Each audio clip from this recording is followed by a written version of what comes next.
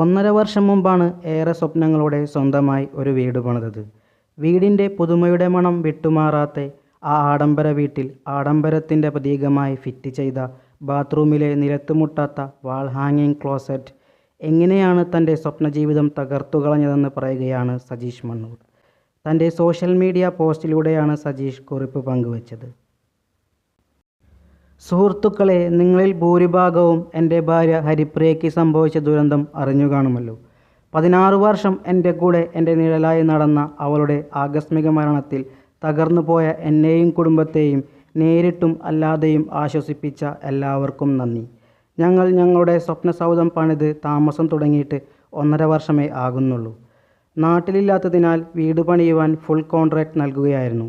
ബാത്റൂമുകളിൽ കൂടുതൽ ഭംഗിയും വൃത്തിയുമുള്ള പ്രമുഖ കമ്പനിയുടെ വാൾ മൗണ്ട് ക്ലോസറ്റുകൾ കോഴിക്കോട്ടെ ഒരു പ്രമുഖ സ്ഥാപനത്തിൽ നിന്നും ഞങ്ങൾ തന്നെ തിരഞ്ഞെടുക്കുകയായിരുന്നു.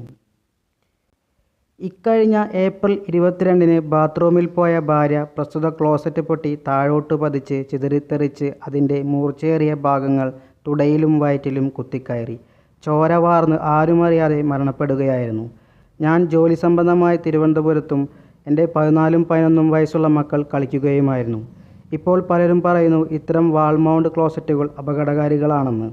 ധാരാളം പേർക്കും ഇങ്ങനെ അപകടം പറ്റിയിട്ടുണ്ടെന്നും. ഇത് ഫിറ്റ് ചെയ്യും നേരം ആരും ഇങ്ങനെയൊന്നും പറയുകയുണ്ടായിരുന്നില്ല. അതുകൊണ്ട് പുതുതായി വീട് പണിയുന്നവരും ഇത്തരം ക്ലോസറ്റുകൾ ഉപയോഗിക്കുന്നവരും അല്പം ജാഗ്രത പുലർത്തുക. പുറം ഭംഗിയിലല്ല കാര്യം, നിലത്ത് സിറ്റിംഗ് ഉള്ള ക്ലോസറ്റുകൾ ഉപയോഗിക്കുന്നതാകും നല്ലത് എന്ന് തോന്നുന്നു. കൂടാതെ പരിചയസമ്പന്നരായ പ്ലംബർമാരെ ജോലി ഏൽപ്പിക്കുക.